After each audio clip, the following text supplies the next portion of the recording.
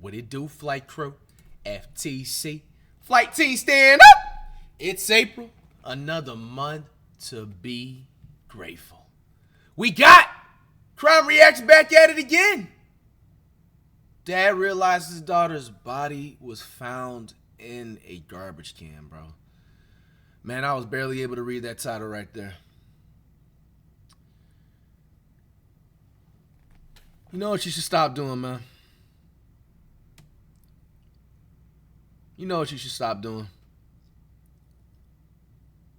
Some of y'all know y'all disappointed me every other day. Said you're gonna stop doing that dirt. It's about to be the summer.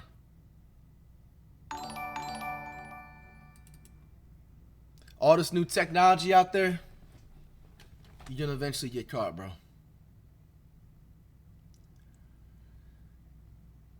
Live right, keep it pushing. Dr. Insanity, let's shake it out!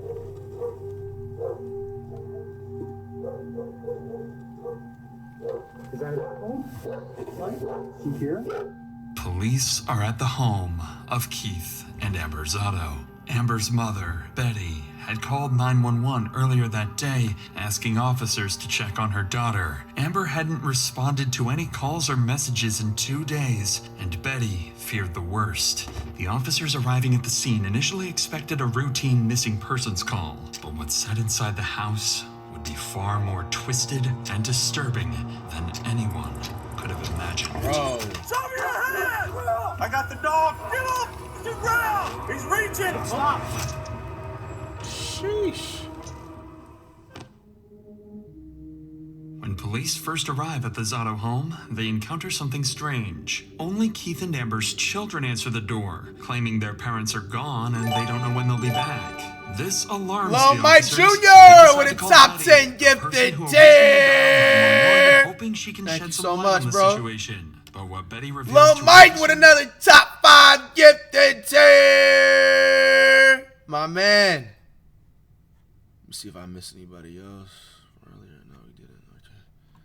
would Shout out Lil quickly Mike. transform this simple welfare check into one of the town's most disturbing mysteries yet.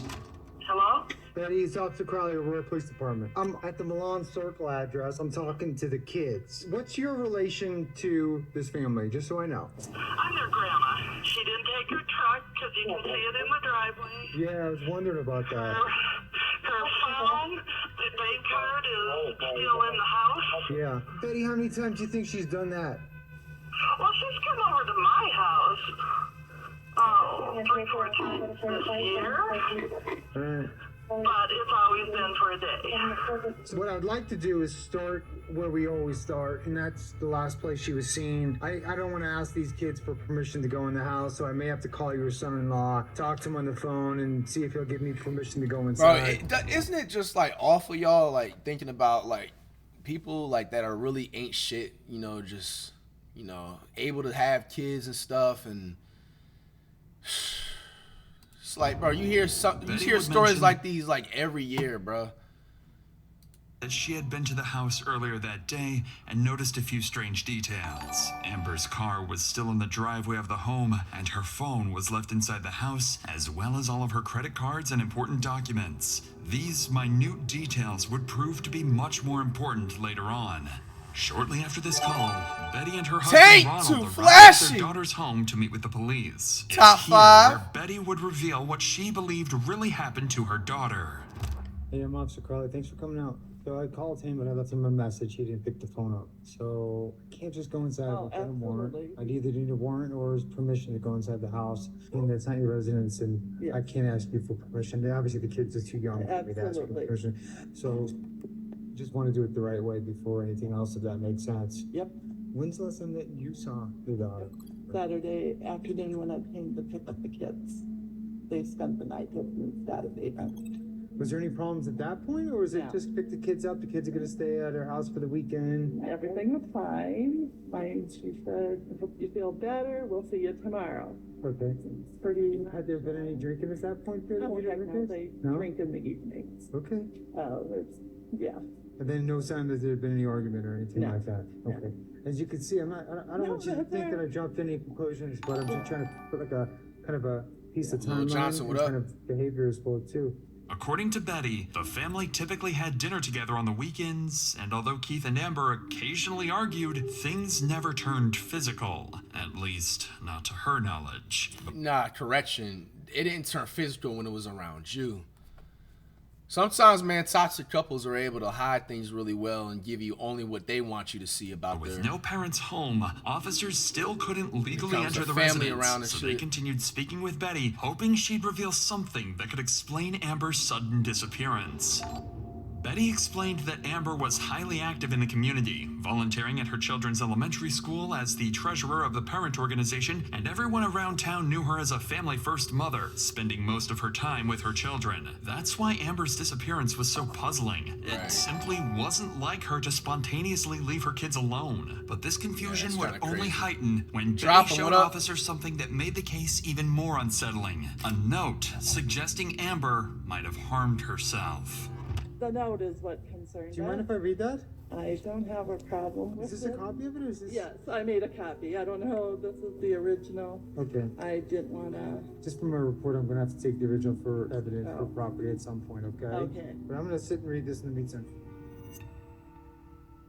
The note Betty had discovered earlier read in part, I haven't been the best wife. I deserve everything Flight loves Grace and Allen. Thank you so much for the gifted tier. Bro, change your name, man. That's Cap.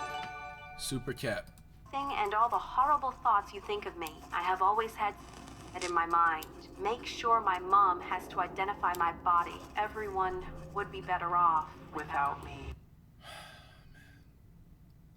It's another situation, man. I feel like somebody should have been able to see that somebody wasn't mentally right in the head and mentally, there all the way. It's gonna get bad.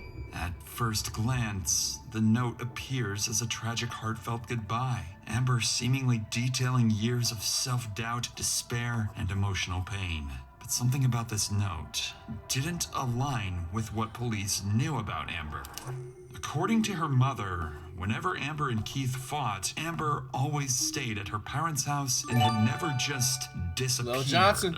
Certainly not without contacting her family first. And although Betty clarified that So her this is a daughter key had thing right here. now ate at her parents' house and had never just disappeared, certainly not without contacting So her anytime Amber got in an argument, she would go to their house. family first. And although Betty clarified that her daughter had a history of self-harm ideation and emotional struggles, the note's tone sounded off.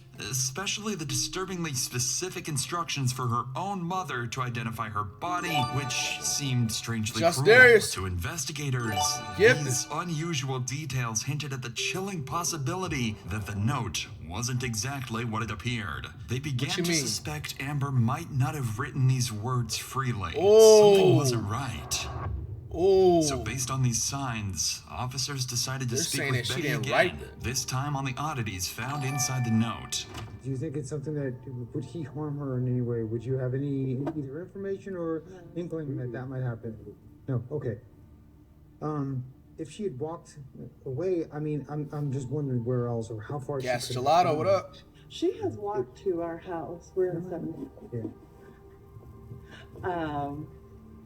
When she's been drinking and had I understand, of course. she's made it that I agree. far. That's why I'm so concerned. That's right. And that's why I searched Sunrise Park, because that's the closest park to here.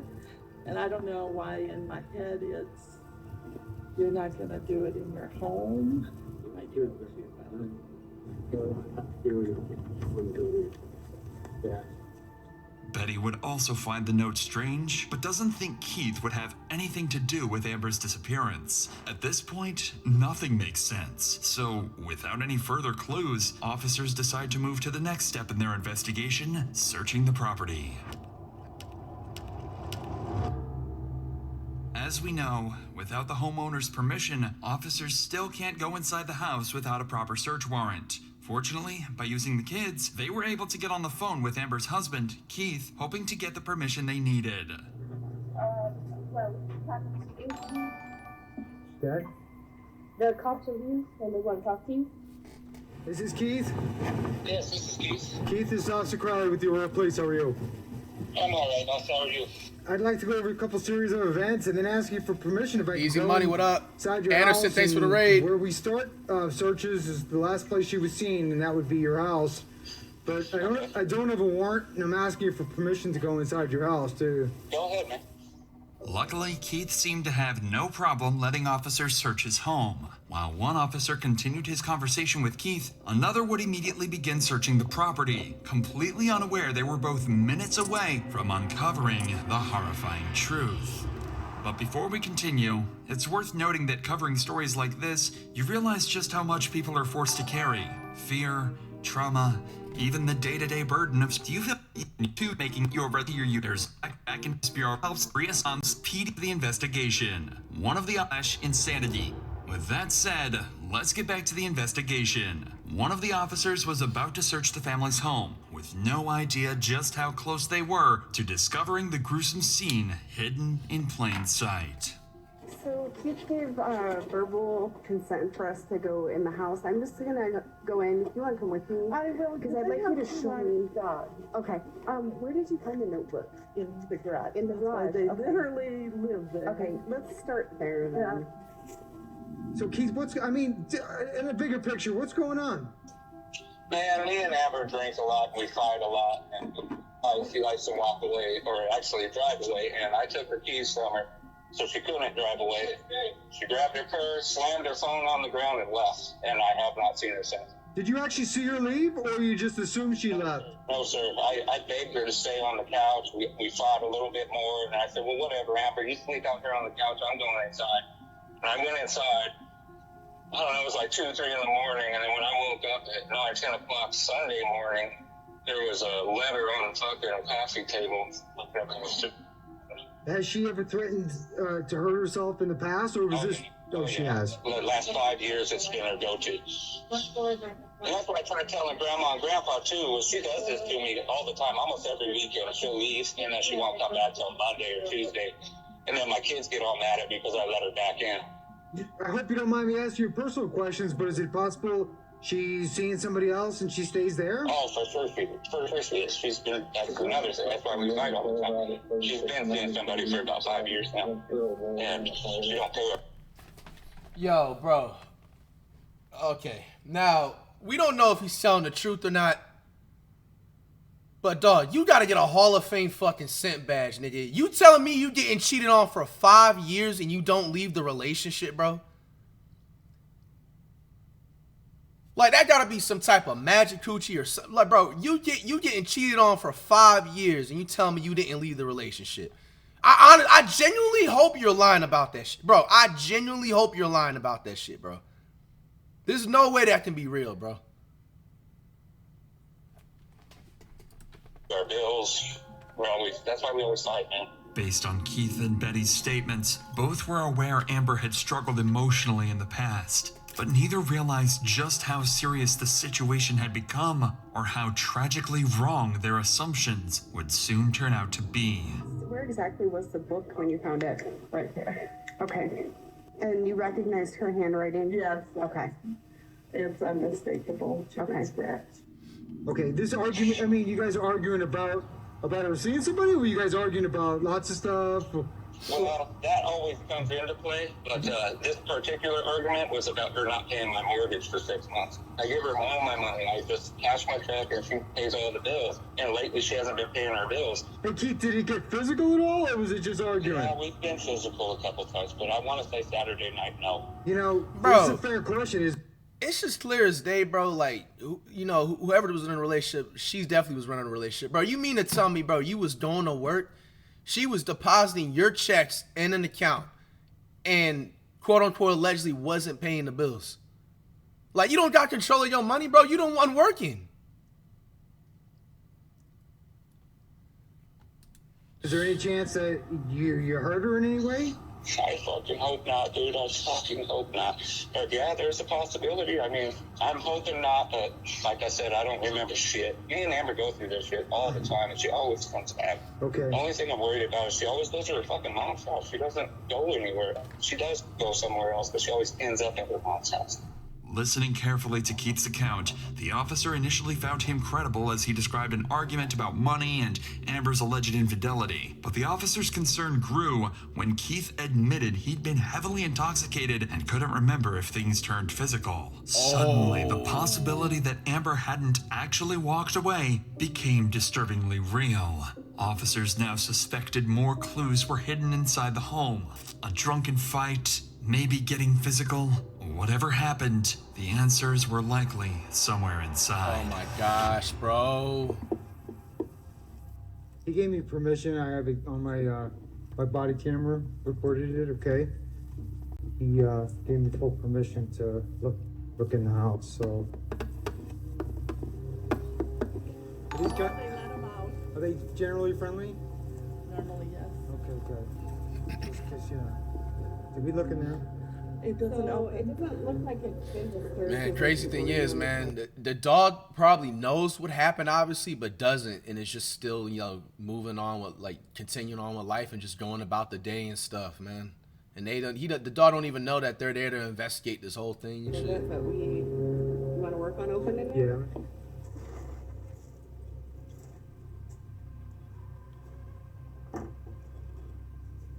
Gloves.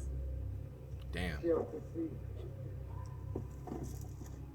As officers continued their search, their body language indicated something was off. They said they Careful found not to gloves. alarm the family, neither officers openly acknowledged it yet, but they both recognized the unmistakable stench hanging in the air, the odor of decay. At this Ooh. point, the only thing they were looking for was Major the Neo, what up? source of that disturbing smell.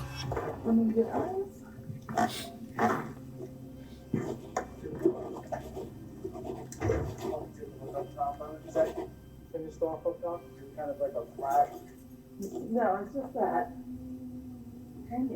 It's right here. Oh. Whoa. Yeah. Gun. Oh. Magazine. Okay. Whoever did this sloppy as hell. You gonna leave the strap there in the trash right in front of in the garage? Do we want to call someone? Yeah. Oh. Clearly not right in the head. Okay. Yeah.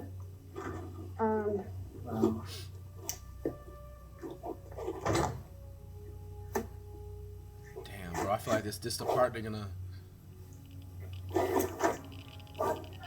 We'll have you stay inside, please.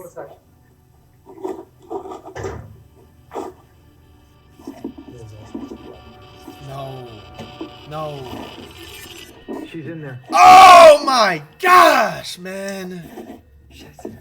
Damn, Inside bro. the trash can in the garage. Damn. That really sucks, man. They had to really do some shit like that as their job, man. They just woke up that morning, bro, just trying to go to work, bro, feed their family. They got to deal with lunatics like this, man. Bro, being a father myself, man, this shit breaks my heart, bro. I couldn't even read the title when the video started. Gun, and underneath that was Amber's decaying body with a gunshot wound to the head, discarded with the rest of the garbage. This was now a crime scene. Bitch ass nigga, man, whoever did that shit, bro.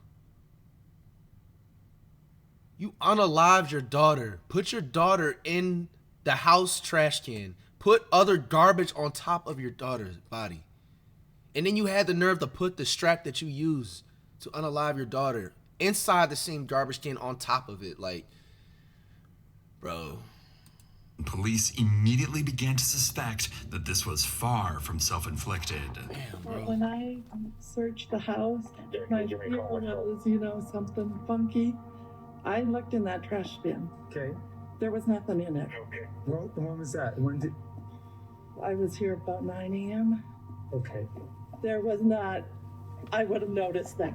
Okay. The top was the carpets, and because of the smell, I literally find I'm just too gonna many stay here. forensic files. It was not there. So somebody's been here. Okay. And the kids were sleeping and they are unaware of being here. Okay.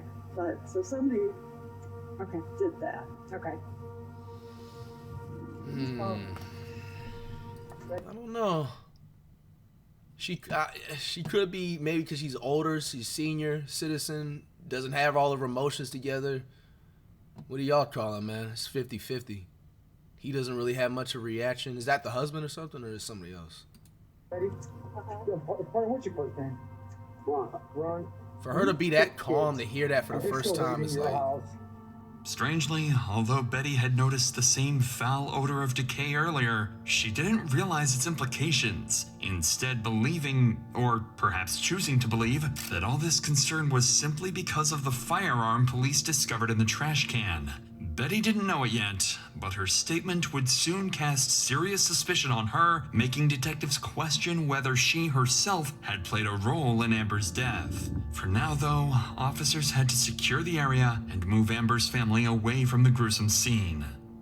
I don't want the kids to see. I mean, this isn't missed.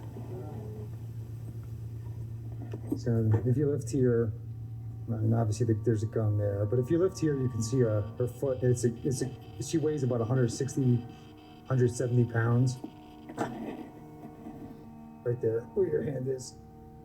See, there's your body. Yeah. So I called Reno. He's calling MCU, and I know he sent you too. While officers waited for the Major Crimes Unit to arrive and process the scene for forensic evidence, they began to grapple with several troubling inconsistencies surrounding Amber's family. Keith had admitted to being heavily intoxicated the night Amber disappeared. He couldn't say for certain whether his argument with Amber had turned violent, only that things had gotten heated, and that much of the night was a blur. But Keith wasn't the only one officers considered a suspect. Amber's mother, Betty, claimed she had checked the trash can earlier that morning and had seen no sign of Amber's body or the gun. Yet, just hours later, both appeared right there in plain sight, exactly where she swore she'd already searched. Even stranger to officers was Betty's demeanor. Despite the horrifying situation unfolding around her and the possibility that her daughter had taken her own life, she remained unusually calm, at times even casual. And then there was the note. Supposedly written by Amber, its wording struck investigators as strange, too composed, almost performative. Still, in a situation as dark and desperate as contemplating suicide, people sometimes write in ways that defy logic or expectations. At this point, everyone's stories seemed suspiciously incomplete, Oscar, and anyone could be responsible in the eyes of detectives. Investigators started realizing that Amber's murder might be far more complicated than they initially thought. So, to investigate these disturbing possibilities, police knew they'd soon need to sit down with Amber's family and carefully interview each member to uncover who might be hiding something. But before doing that, officers needed to finish one crucial step, a final, thorough search of the Zado home, carefully looking for any signs of violence or attempted cover-up. And sure enough, it didn't take long before they started noticing blood spatter throughout the house. So a lot of these carpet pieces now, I wonder if the carpet went all the way back. Or, I mean, I didn't see like spatter. I know, right? So the book was right here. There was space open with the last page showing, and that bill was on top of it. No red pen.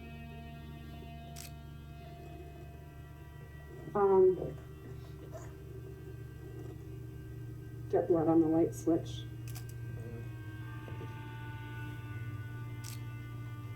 We've got a lot of blood on the sink. Yeah, so we left it the way we found it as well, too. You know, the way the door was when we searched.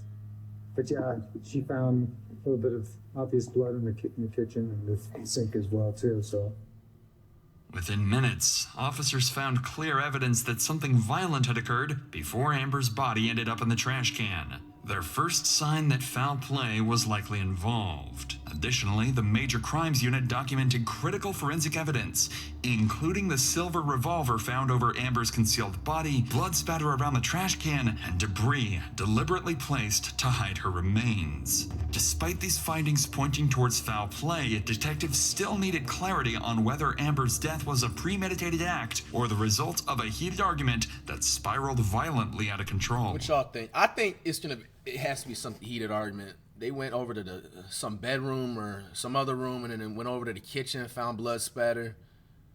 Whatever it is, man, it definitely was no excuse for whatever you did, man. But they had two major issues preventing them from answering this crucial question. First, Keith was nowhere to be seen, and his phone had gone completely unreachable. Second, and most important, detectives had yet to determine exactly who was responsible, because at this point, several people remained under suspicion, including Amber's mother and even her own children. Police didn't know it yet, but in the coming hours, these questions would be fully answered, and the case would take a completely unexpected turn. So, to fill in these gaps, all of Amber's closest family members were transported to the police station for questioning. Detectives hoped they could uncover each member's potential motives, credibility, and who was hiding secrets, and finally reveal who might actually be responsible for Amber's murder. I don't want to falsely alarm you, but I also believe in being as honest as we can with loved ones. We may have found Amber. No. Yeah, but we're not completely sure yet, Ron. Just do it. Just do it. We're not pointing fingers or making accusations at this time, but is there any reason Keith would hurt her? I don't know. I really don't. I wish I could tell you more. I don't. Either accidentally or intentionally, would he hurt or kill her? If he were to mistreat her, would she protect him?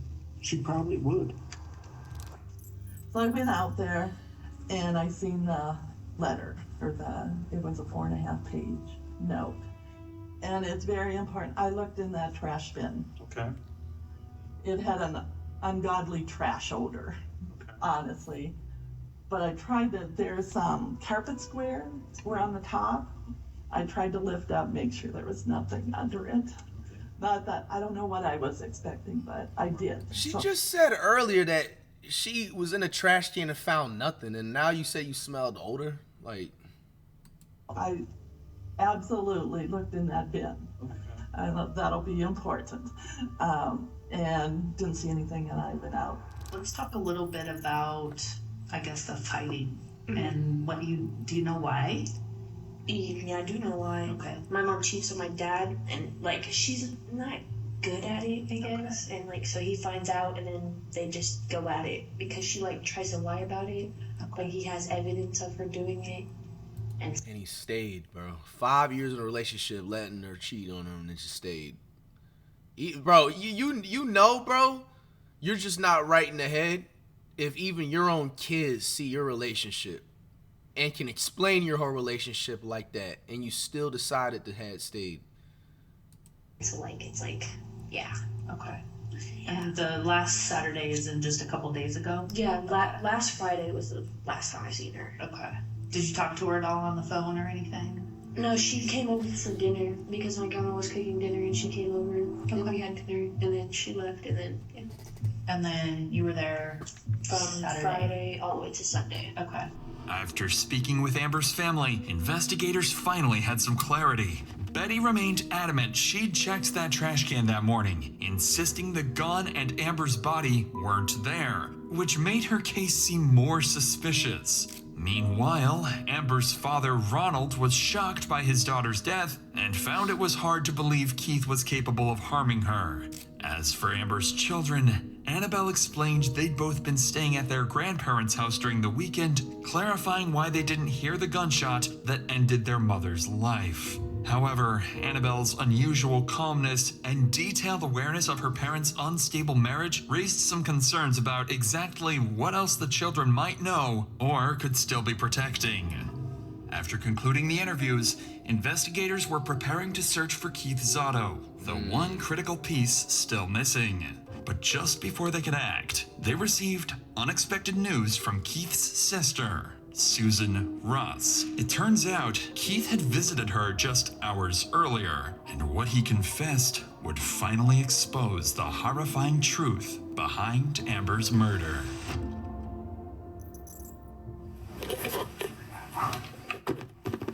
I saw my brother park up there, and so I got the dogs out. And I didn't know the front door was open, and he just came in, and I seen it on his face, and he goes, "You know I don't hate you." That was the first thing out of his mouth, and I said, "I know, I love you, you're my best friend." Okay.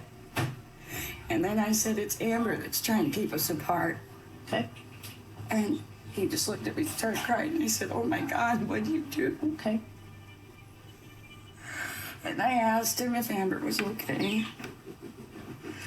And then he looked at me and he said, "You know what, I don't remember anything." Okay. I just remember waking up and seeing her at the ground. Okay. Damn. I asked him, I think the Keith dude may have blacked out drunk. "What the Like hell type happened?" shit. To tell me I don't what he know. did. Okay. He said they'd been drinking and fighting all night. Okay. It was over money, I guess. Keith opened some bills and found out that the house had been foreclosed on. Okay. And that Amber pulled out the gun and he hit my brother with it. And then Keith said he took it away.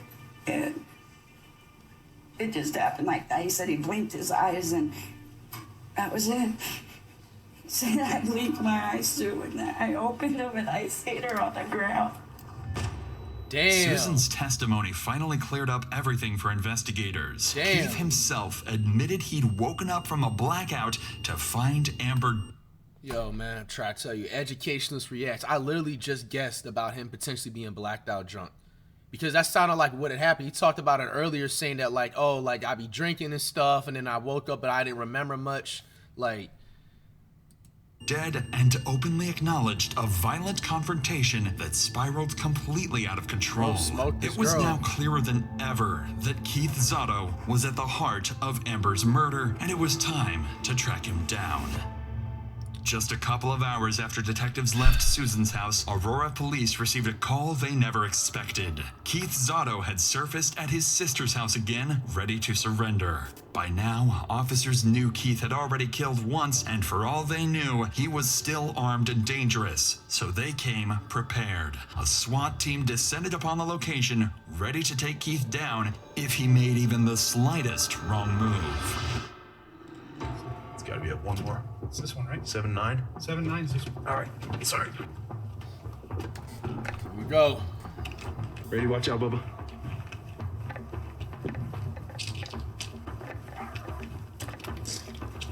Show me your hands! Front door. Ma'am, come to me. Going out. I see him.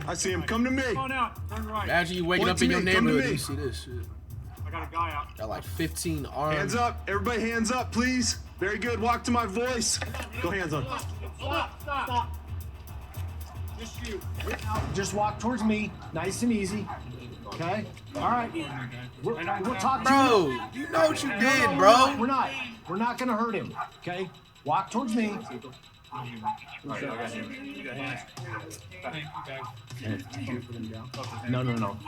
Just keep walking. Walk towards this guy. Very good. You good, man. Very good. Very good. Very good. Right here. There you go. Sit tight right there, man. Yes, sir. Long guns. Yeah, feel free to go ahead of me here. It all looks normal. Bro, if you just want to hold on, I'll be back with you.